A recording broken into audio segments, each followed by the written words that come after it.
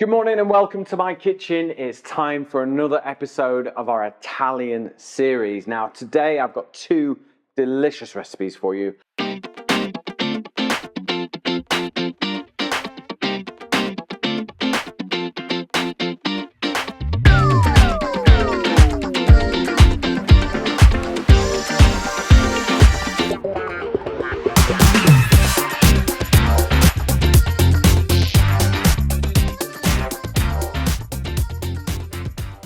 I'm going to share how to make a beautiful Italian piada, which is like a flatbread.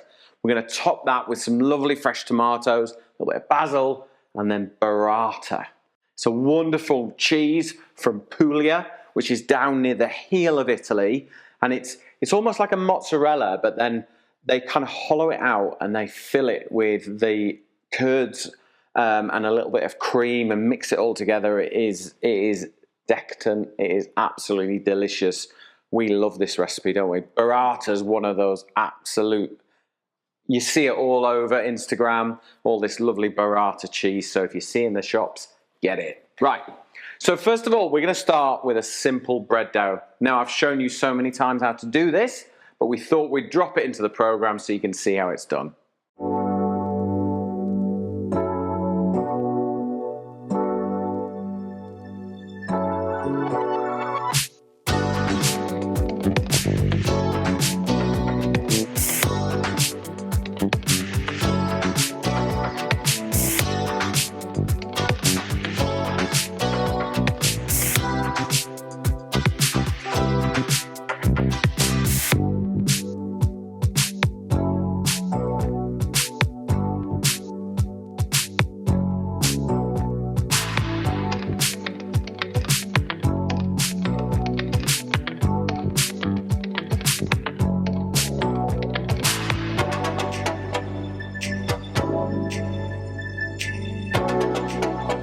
Right, so once you've got your bread dough, you'll have something looking a bit like this. So I'm just going to scoop it out and we're going to make a very simple piada, which is like an Italian flatbread. Okay, so nice and simple. I'm going to get my non-stick pan on a medium heat because we're going to bake the bread in a pan.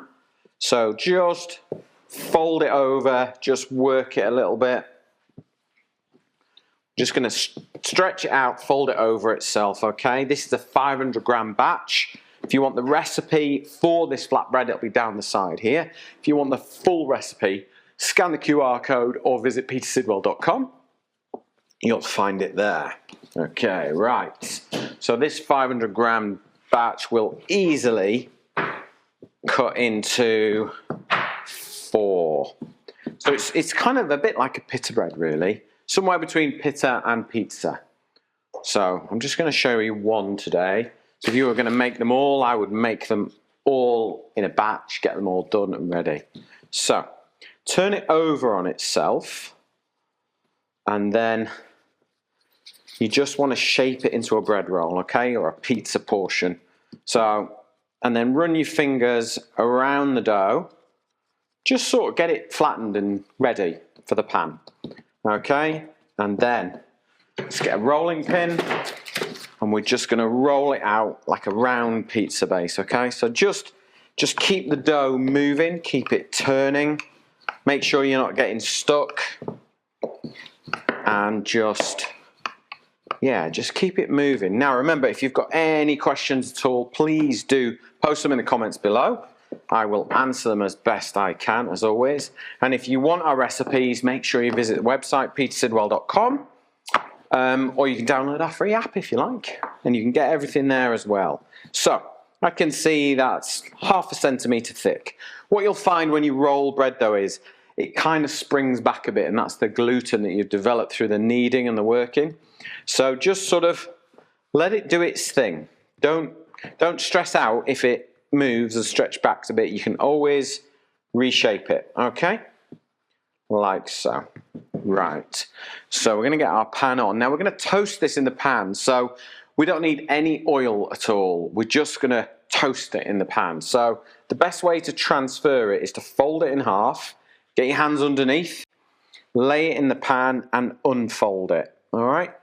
And now just before it starts to sort of set, you can just manipulate it a little bit, okay? But don't put any oil in. We're not trying to fry it. We're just trying to toast it. Dry toast, I would call it. Right, let's just get rid of this flour and we can make our topping. So it's really easy. It's nice as a sort of lunch this, or as a starter. We created this dish last week, didn't we, for the intro for the program, and it was absolutely delicious. So much so we thought we've got to get this into the series. Right, so while our piada is cooking away, let's just turn our attention to some tomatoes. So I've got two different types of tomatoes. Got some lovely little cherry tomatoes, so really nice and sweet. Let's grab a knife. All we need to do with these is just cut them in half. That is all we need to do.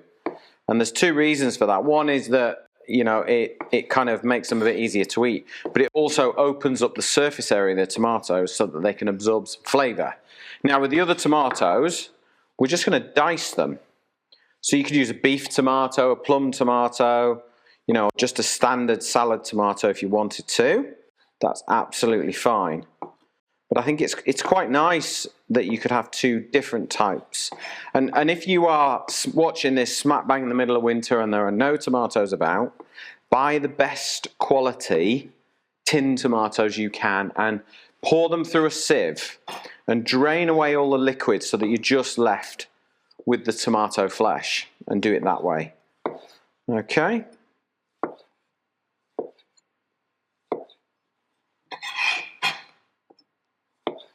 Burrata's one of your newfound things, isn't it? It is, yeah. Yeah, you like a burrata, don't you? The problem is when you open a burrata, you can't have half of it, can you? No. You've got to either eat it all or find someone to eat it with, because they are delicious. So, a little bit of red wine vinegar into the bottom. I would say there's about a tablespoon there.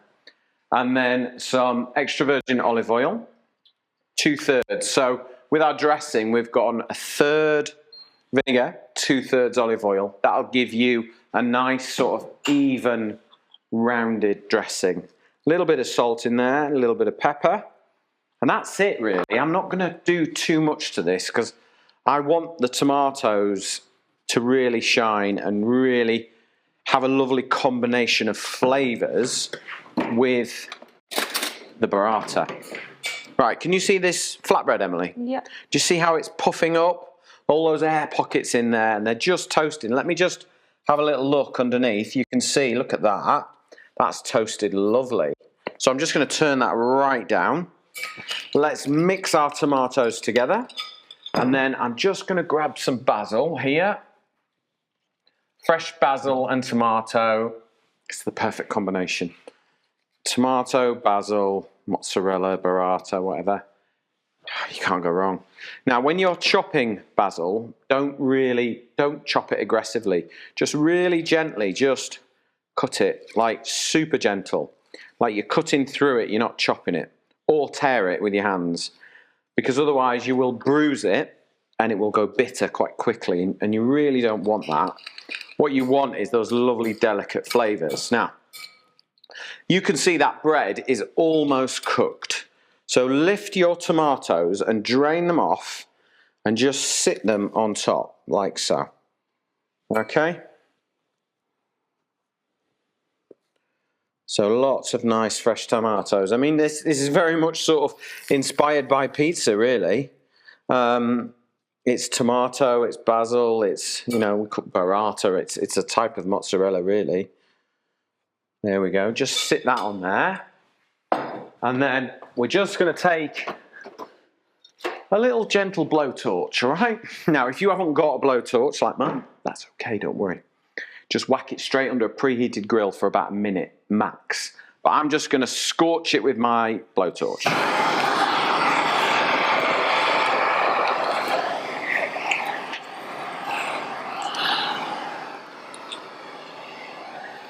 That's it. That's all it needs. Because the bread is cooked up through the pan. It is 99% cooked, and you're just finishing it off with a little bit of fire. Any kind of blowtorch will do. And then we're on to our burrata. Okay, so they are very delicate. You have to be careful with them because they've been sort of the mozzarella milk is melted in warm water, and it's kneaded and it's stretched, and then they put these lovely bits of cheese inside with some cream, and then they tie them all up. It's amazing to watch how they do it. It is a real skill and an art. And then we'll just drain that water off. Okay, let's grab our piada. Look at that, looks good, that, doesn't it, Emily? Mm. That's a good one. That's better than one we did the other day. That's a nice one, that. And then I'm just going to turn my burrata out. And very, very gently make a little space in the middle like so. And you can you see that little sort of knot there that they've... Yeah. The man who or woman who has created it, that's their little signature. And that's how they do their burratas. So all I'm going to do is finish that with a lovely little drizzle of olive oil like that. Because let's face it, the Italians love their olive oil. And then a little bit of black pepper on top, I like. It's personal, it's up to you. And then tiny little bit of salt. I think burratas and mozzarellas just benefit from that tiny little bit of seasoning. Are you ready if I cut this open, Emily? I think so. Are you ready? So, my first bit of advice for you, if you're going to make this, take it to the table like this, okay? Because once you cut into it, you're going to get in a mess. But it is worth it. I promise you, it is worth it. Take it to the table like this. If you want to get them all ready, you know, you could do bigger ones. You could do 2 or 3 of them and put them on the table and then go, right, tuck in. And you'll see why now. Would you like me to cut it like that way to you? See, I've got you back. You see, with the camera angles, I look after Emily. Yeah, ready? And when burrata, she's very concentrated. Right. Okay, let's go. Oh, look at that. Oh, it's a well-behaved burrata today. And then we'll go this way as well. And you can see how creamy it is. Oh, it looks amazing. But there you go. That is how to make the most delicious tomato, basil, and burrata piada. It's a lot of words, that. If you want the recipe, scan the QR code along the bottom. It will take you to my website, petersidwell.com. If you have any questions at all about this recipe or the one I'm going to do in a minute, post them in the comments below and I will answer your questions. But thank you for watching this recipe. I'm going to be back in just a minute with the most incredible crostinis topped with homemade ricotta, courgettes, mint and lemon.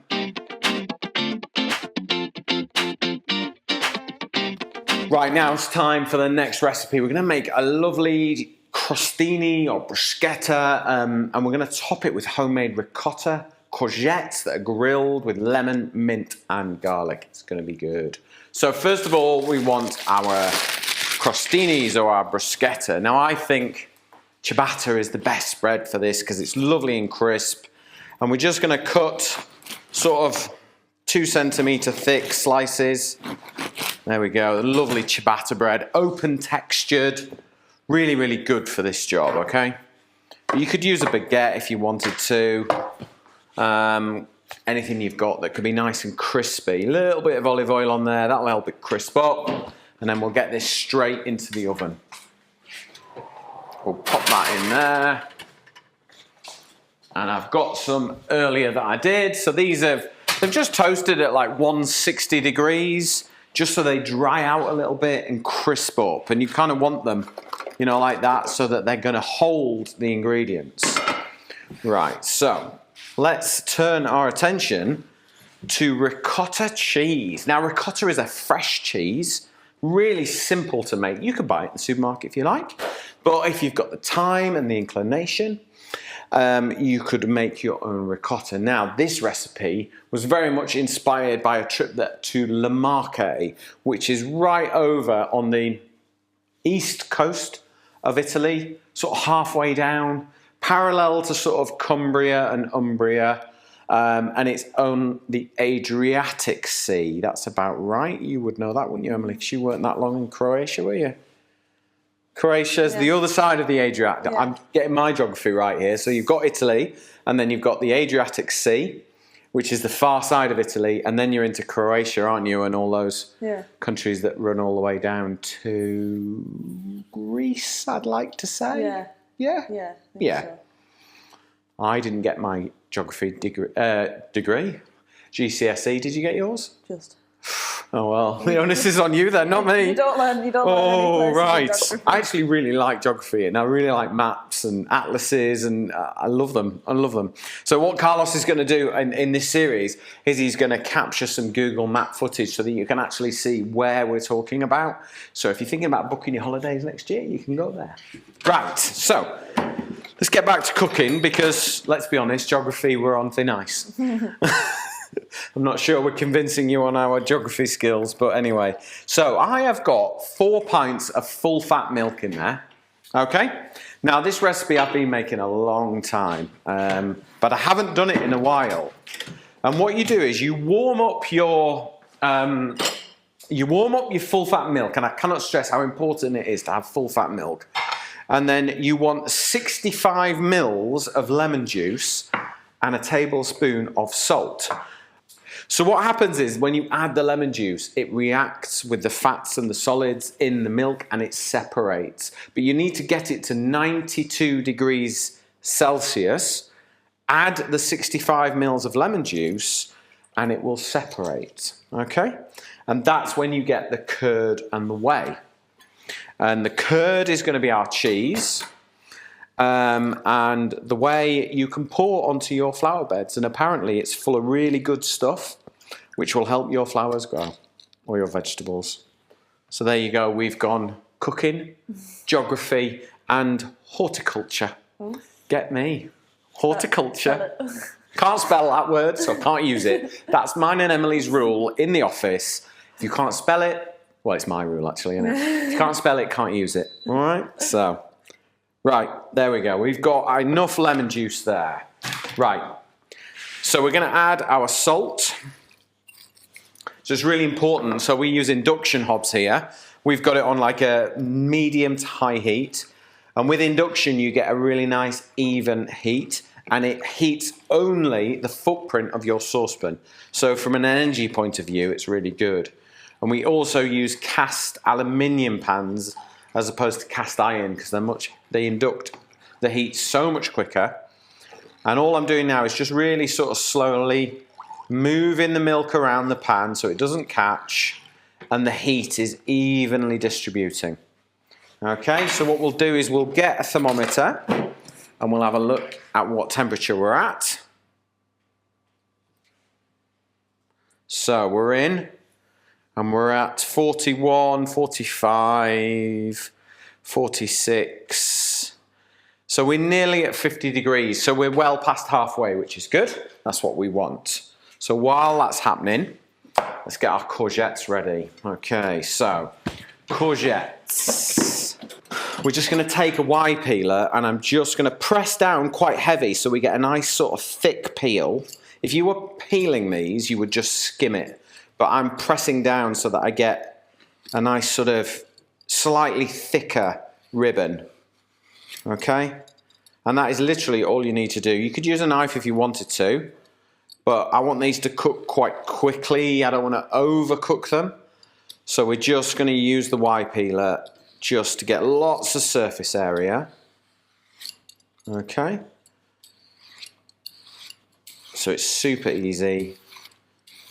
You could whack these on the barbecue if you were doing this in the summer.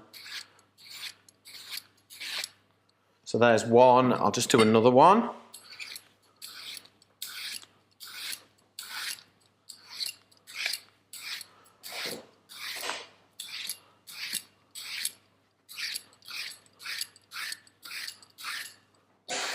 You can actually eat courgettes raw, to be honest. So there's nothing you really need to worry about. What we're just going to try and do is give them a nice scorch of flavour. Okay, let's have a look at our cheese. Right, my milk is almost up to temperature. You can see it's just starting. It's just under boiling. You don't want it to boil because that's when the proteins in the milk will scorch.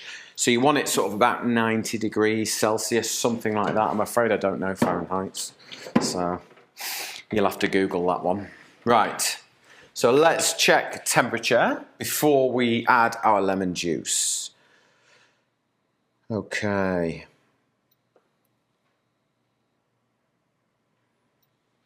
Brilliant. Right, we're about there. Okay, so add your lemon juice to the milk and we're going to stir it and then leave it, okay? It's really important that you do that. So give it a stir, let the acidity react with the heat of the milk and it will separate. I mean, you can see, can you see that now, Emily? It's just starting to separate already, okay? And what we're going to do is we're going to let that cool for about 10 minutes and then we're going to transfer the milk solids. So these are the milk solids. We're going to transfer into this little cheese mold. Now, if you haven't got a cheese mold, use a sieve and line it with a blue J cloth that you've not used. Use a brand new one, treat yourself, yeah? And just pour it into there in a bowl and leave it for a couple of hours to set. And I'll show you what happens. So I shall move this out of the way. And what you end up with is this. And you can see that it's drained, the excess liquid is drained away, and we've now got, and I'll show you, we've got cheese. Okay? There you go. So that is pretty much what, like, lesson 1 in cheese making.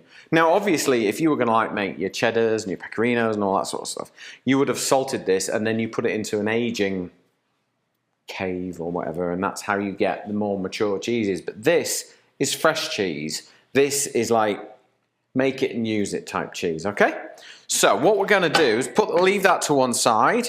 Let's get our courgettes done. So what I want to do is just spread them out. And we're going to oil them up. A little bit of oil onto our courgettes. So remember, we've peeled these really nice and thin. I've got some sea salt going on there. That's going to draw the water out. I've got some pepper. And then we're just going to mix all that up so that everything gets like that little bit of salt, a little bit of pepper, a little bit of oil. Because what we're going to do is we're going to transfer it onto our grill. Okay? And the secret is just to sort of break up the courgettes so there's a nice even layer on there, and then don't touch them, okay? Because we still want a little bit of crunch, but we want a little bit of scorched flavour. Because where we scorch them on the grill, that's where we'll get a nice little bit of flavour, a little bit more going on. Right, okay, so I'm just going to let those cook for a couple more minutes and that's pretty much it. So I've got my crostinis here, okay? Salty. Yes. Can you make ricotta cheese with lactose-free milk? Not dairy-free, lactose-free. Right. Lactose-free milk is still dairy, it's just yeah. So what's happened here is we've separated the fats from the liquid. Right. So in my simple little brain, even though you've removed the lactose, you've still got fats and solids. Yeah. So I think, in theory, yes. Okay. But I know you're going to try this at home for your mum, aren't you? And let me know. So we will let you know whether you can make this lactose-free or not. You can get lactose-free cheese. Yeah. So we'll see. Yeah. And if you don't try it at home, we'll try it here one day. As a little experiment for Peter and Emily. Right, okay, so we're nearly ready. What I want to do is just finish. Now, I've got some lovely lemons here. I'm just going to zest the lemon straight into the courgettes, all right? And I'm actually going to switch that off because they are cooked enough for me. What I don't want to do is overcook them so they kind of feel like cooked vegetables, do you know what I mean? I want them to be a little bit more interesting than that. I've got some garlic here. This series is not designed for Kerry Irving, I warn you now. Everything's got a little bit of garlic in it somewhere. I'm sure he wouldn't know.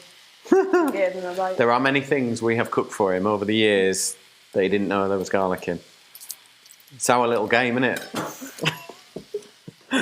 Right, garlic clove, and then just rub the garlic onto the bread, and this makes all the difference. You just get this sort of little hint of garlic instead of like full on. Okay, so we'll put that one on there. I'll do the others. There we go. Is this an Emily kind of dish, this one, do you think? Oh yeah. Yeah. If we can nail the lactose thing, yeah? Yeah. Right. I think we might be able to. Okay. Right. Got my tongs. Just gonna lift those up a little bit. There we go. So, all we need to do now is cut our cheese.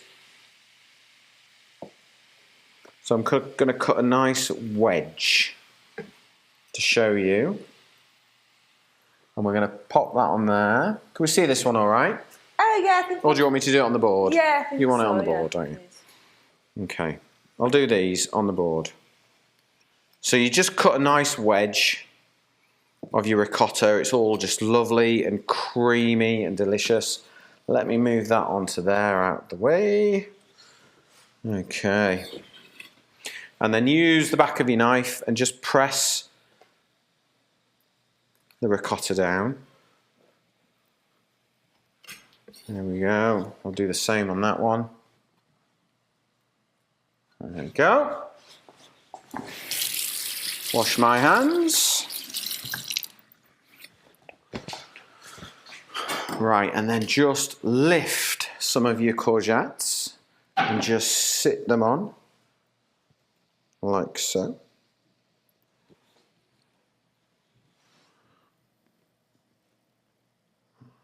So they've still got a nice little bit of bite about them. We've taken the raw edge off them on the grill. We've given them a little bit of flavour. Okay, and if you've got a trusty blowtorch, just